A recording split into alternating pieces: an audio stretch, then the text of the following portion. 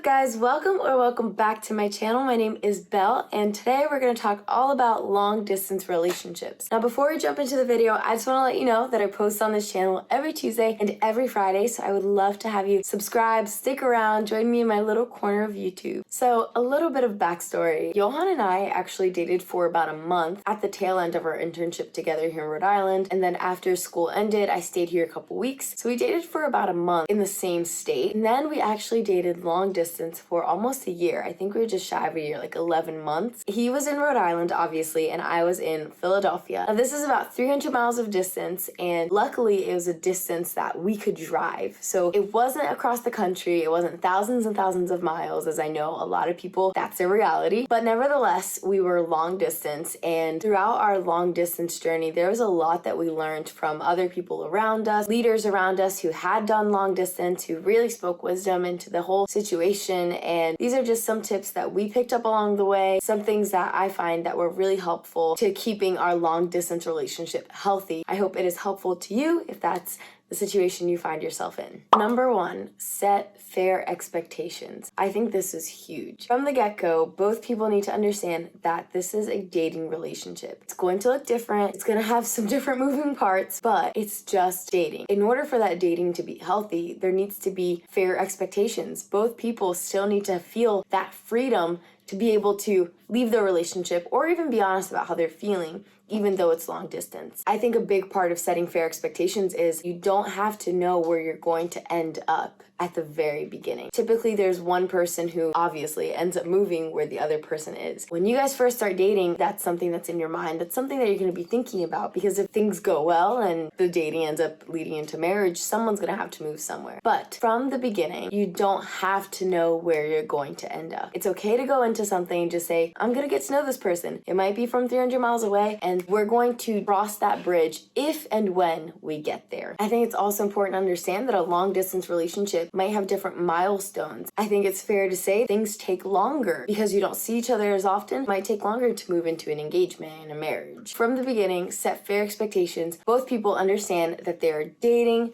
that this is going to be fun, and that they don't need to know the answer to everything in the beginning. Tip number two, make your schedules work. Now, I don't know about you, but I feel like life just keeps getting fuller and fuller. Schedules keep getting filled up. The older you get, the harder it is to even make time to like hang out with your friends. And so if you're in school and in a relationship and working full time, it can be hard to kind of prioritize all these different things. And this was a piece of advice that was given to us at the beginning of our long distance, and it was so helpful. You will have to make your schedule work. You have to figure it out. You have to set time aside. And obviously this is someone you want to spend time with, so it's not that hard. But sometimes life just moves so quickly and the week just goes right by and you don't realize that, wait, I haven't talked to this person, or actually haven't made an effort to FaceTime them or figure out a time where we can have a conversation that's longer than 15 minutes. Now, sometimes life gets so full that maybe that's your car rides, and your car rides become these moments where you're on the phone, especially if you have a lot of long car rides. But I think it is so important to carve out time for one another and to be reasonable in it, which leads me to my next point. Always have something to look forward to. A huge thing that helped Johan and I was always scheduling the next time we were going to see each other. What was reasonable for us, because we only lived about 300 miles away, it's about a 5-hour drive, we could commit to seeing each other once a month. For some of you, that might be little. For some of you thinking long distance, that might be a lot. Some people live in different countries. So figure out what is reasonable for you and then stick to it. So when we would see each other once a month, we would always plan the next time we would see each other the next month. That way, that would always give us something to look forward to. We always had a countdown. It was never like up in the air, oh, I wonder when the next time I'm gonna see this person is. And call me old-fashioned, but girls,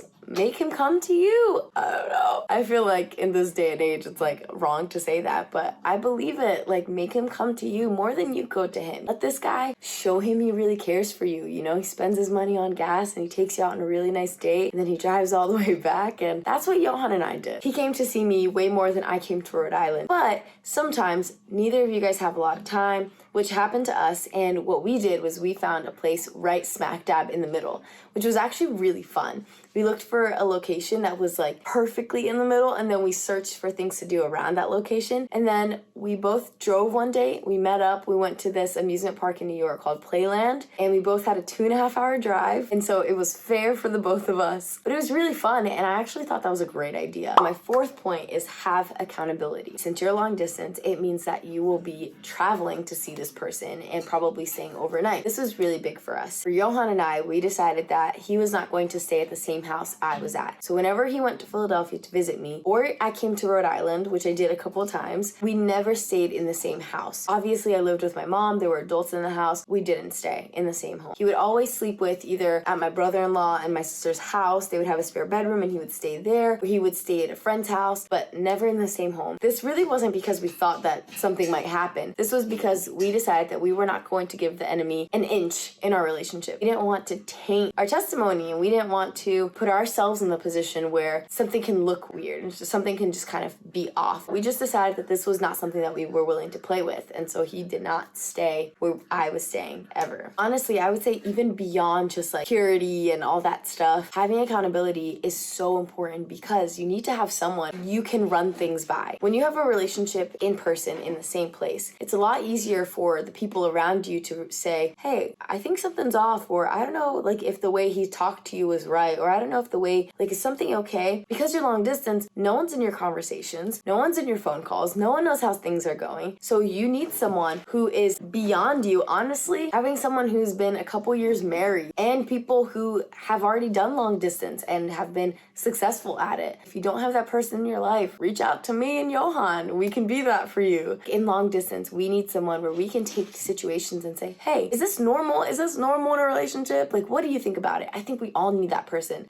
Someone could be like, oh yeah, that's completely normal. Don't stress out about it. Or someone who could be like, hey, yeah, no, maybe this is something you want to address. I think accountability is huge, and I think both people should have accountability. Both people should have someone that they can go to and talk about these things, vent if they need to. My last point, be different. Understand that life is not Instagram. Don't compare yourself to everyone else's relationship. It can be hard when you see people posting couple photos every day and they can just hang out whenever they want. You can hear the tapping in the background. It's my dog playing with a toy. I think there's something really special about long distance relationships, and we all need to understand that our relationship won't be an exact copy of anyone's relationship, that it is two very unique people. Regardless, things are going to look different. And honestly, what you have is special. Long distance creates solid relationships. It makes your communication skills a lot stronger because all you really have is talking. And if and when that time comes for you to take the next step, understand, still will look different for everyone. I actually moved to Rhode Island before we were ever engaged. And this is not something that I thought I was going to do originally. Things got more serious. We were like, okay, no, like this is someone I could see myself spending the rest of my life with. Things line up a certain way. And that's why in the beginning I was saying, you don't have to know at the beginning of your dating relationship who's going to move where. Because if things continue going healthy and eventually it's going to take that next step, I truly believe that God aligns it. I believe that God starts speaking to the people around you. I believe he starts opening and shutting the right and wrong doors. I feel like one person always kind of feels it. I had lived in Rhode Island before. I had already made friends here.